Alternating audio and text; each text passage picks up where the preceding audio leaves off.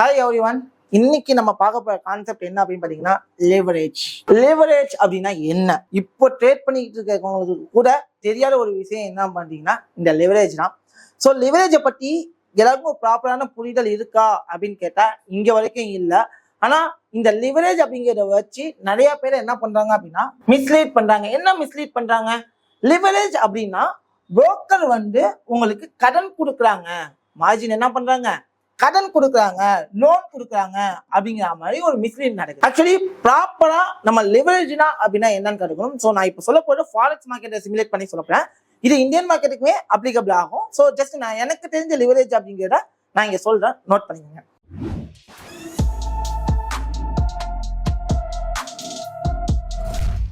Mislead பண்றாங்க, loan கொடுக்குறாங்க, கடன் கொடுக்குறாங்க. இப்போ ஃபார் எக்ஸாம்பிள் நம்மள்ட்ட ஒரு 10,000 கேபிட்டல் இருக்கு. அது $10,000 இருக்கலாம், 10,000 rupees இருக்கலாம், எனிதிங் எல்ஸ். 10,000 கேபிட்டல் இருக்கு. என்ன பண்றாங்க அப்படின்னா நீங்க லிவரேஜ் 1:200 அப்படின்னு நீங்க வச்சீங்க அப்படின்னா 20,000 திருப்பி ஒரு எக்ஸ்ட்ரா 10,000 கடன் கொடுக்குறாங்க அப்படிங்கிற மாதிரி ஒரு மிஸ்லீட் நடக்குது. ஆக்சுவலி அது அவங்க பண்ணல. ஏங்க ஒரு புரோக்கர் உங்களுக்கு கடன் கொடுக்கணும்? நம்ம சொந்தக்காரங்களே நம்பி கடன் கொடுப்பாங்கன்னு கேட்டா இந்த காலத்துல ஒரு கேள்விக்குறியா இருக்கு, ஆமாவா? அப்ப யாருமே தெரியாத ஒரு புரோக்கர் உங்களை நம்பி எப்படி கடன் கொடுப்பான்? புரோக்கர் அப்படிங்கிறவங்க எதுக்கு வராங்க அப்படின்னா ப்ராஃபிட் பண்ண, மணி மேக் பண்ண, அதுல இருந்து ஒரு கமிஷனை வச்சு அவங்களுடைய பிசினஸை டெவலப் பண்ண. ஸோ அதெல்லாம் தாண்டிட்டு ஒரு புரோக்கர் கடன் கொடுப்பாங்க அப்படிங்கிறத மிஸ்லீட் பண்றாங்க. அது டோட்டலி தவறு. எந்த ஒரு புரோக்கரும் உங்களுக்கு கடன் அப்படிங்கிற ஒரு விஷயத்த கொடுக்க மாட்டாங்க. அப்போ லிவரேஜ்னா என்ன ப்ரோ அப்படிங்கிற கேள்விக்கு ஒரு தெளிவான ஒரு பதில் விளக்கம் சொல்றேன். நம்ம ஃபாரெக்ஸ்ல நம்ம ட்ரேட் அக்கௌண்ட் ஓபன் பண்றப்ப லிவரேஜ் அப்படிங்கிற ஆப்ஷன்ல we can set ஃபர்ஸ்ட் பாத்தீங்கன்னா 1:2 இருக்கும், அப்புறம் 1:5 இருக்கும், அப்புறம் 1:10 இருக்கும், அப்புறம் 1:50 இருக்கும், அப்புறம் 1:100 இருக்கும், தென் 1:200 இருக்கும். இப்படின்னா என்ன அர்த்தம் அப்படின்னு பாத்தீங்கன்னா ரெண்டு டைப்பா பார்க்கலாம். ஏன்னா இது லிவரேஜ் 1:2000 வரைக்கும் பண்ணலாம், ஏன் அதை தாண்டி கூட பண்ணலாம். அப்படிங்கிறப்ப என்னன்னா இது எல்லாமே பாத்தீங்கன்னா கேபிட்டலுடைய மடங்குன்னு தான் சொல்லுவாங்க. அப்படின்னா நீங்க ஒரு ட்ரேட்ல ஃபுல் கேபிட்டலுக்கான ரிஸ்கை எடுக்க முடியும். 1:100 அப்படின்னா என்ன? நீங்க எடுக்கிற ஒரு ட்ரேட உங்க கேபிட்டல் 10,000 அப்படின்னா அந்த 10,000 ஃபுல்லா ரிஸ்க் எடுக்கிறதுக்கான ரிஸ்கை உங்களால எடுக்க முடியும். நம்ம ட்ரேட் எடுக்க யூஸ் பண்ணது என்னன்னா லாட்.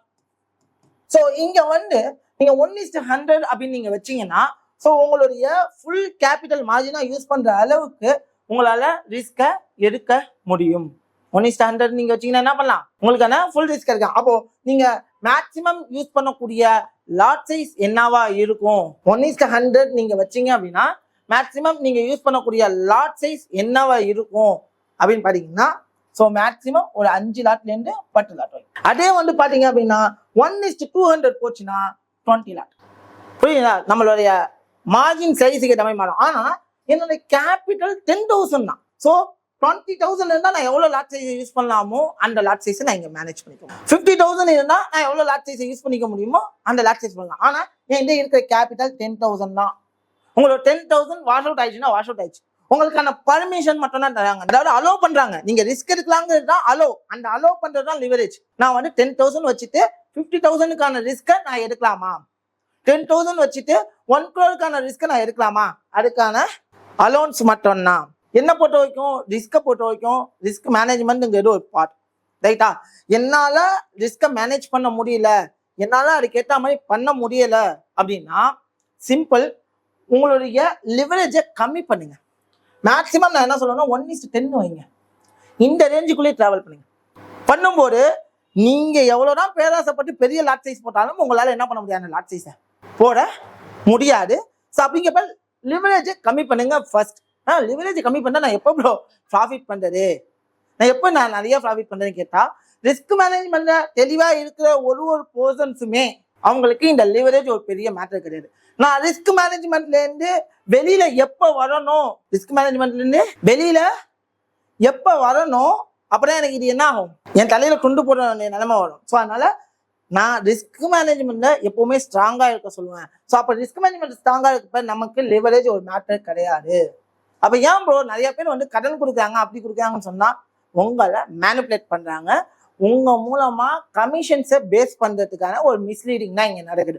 ஸோ அதனால என்ன பொறுத்த வரைக்கும் ரிஸ்க் மேனேஜ்மெண்ட் ப்ராப்பரா இருங்க. ஸோ லிவரேஜ் ஒரு பெரிய மேட்டர் கிடையாது. லிவரேஜ் அப்படின்னா நிறைய பேர் கடன் கொடுக்குறாங்கன்னு நினைக்கிறீங்க, அதெல்லாம் கிடையவே கிடையாது. லிவரேஜ் அப்படிங்கிறது நான் என்னுடைய கேபிட்டலுக்கு இருக்க வேண்டிய ரிஸ்க். 1:100 அப்படின்னா என்னோட கேபிட்டல் இன்ட்டு 2 சாரி இன்ட்டு 1 தான் என்னோட கேபிட்டல் ஃபுல்லா இருப்பேன். 1:200 அப்படின்னா என்னோட கேபிட்டல் 2 அப்படின்னா 20,000. ஓகேவா? 1:500 அப்படின்னா என்னோட கேபிட்டல் 5 மடங்கா மாறுது. எவ்வளவு மாறுது? 50,000 மாறுது. அப்போ அந்த 50,000க்கு இருக்க வேண்டிய ரிஸ்கா நான் 10,000ல எடுக்கிறேன். இப்படிங்கிறதுக்குள்ள கேபிட்டல் காலி ஆகிடும். இதே 1:1000 அப்படின்னா 1:1000 என்ன 10 மடங்கு 1 லட்சத்துக்கான ரிஸ்கா இங்க எடுக்கிறேன். என்ன பொறுத்த வரைக்கும் லிவரேஜ் அப்படிங்கிறது உங்களை ரிஸ்க் எடுக்க வைக்கிறதுக்கான ஒரு டூல். ஸோ நான் ரிஸ்க் மேனேஜ்மெண்ட் தெளிவாக இருக்கும் போது எனக்கு லிவரேஜ் அப்படிங்கிறது ஒரு மேட்டர் கிடையாது அப்படிங்கிறத நீங்க எல்லாரும் புரிஞ்சுக்கணும். ஸோ அதனால லிவரேஜ் என்னன்னு சொல்லிட்டு இப்போவாது புரிஞ்சுக்கோங்க. ஸோ லிவரேஜ் அப்படிங்கிறது ரிஸ்க் எடுக்க வைக்கிறதுக்கான ஒரு ரூல், அதாவது ரிஸ்கை கண்ட்ரோல் பண்றதுக்கான ஒரு டூல் தானே தவிர இங்க யாரும் உங்களுக்கு கடன் கொடுக்கல, யாருக்கும் கடன் கொடுக்க வேண்டிய அவசியம் இங்க இல்ல அப்படிங்கிறத ஃபர்ஸ்ட் புரிஞ்சுக்கோங்க. ஸோ இதை பத்தி ஒரு கொரியன் ஸ்டூடெண்ட் கேட்டதுனால ப்ரோ கடன் கொடுக்குறாங்கன்னு கேட்டதுனால ஆமா இதை பத்தி நிறைய பேருக்கு தெரியாதுன்னு சொல்லிதான் இந்த கான்செப்ட். இதேமே கான்செப்ட் உங்களுக்கு வேணும் அப்படின்னா கமெண்ட் செக்ஷன் கமெண்ட் பண்ணுங்க. கண்டிப்பா உங்களுக்கு இந்த கான்செப்ட் கொண்டு வரும்.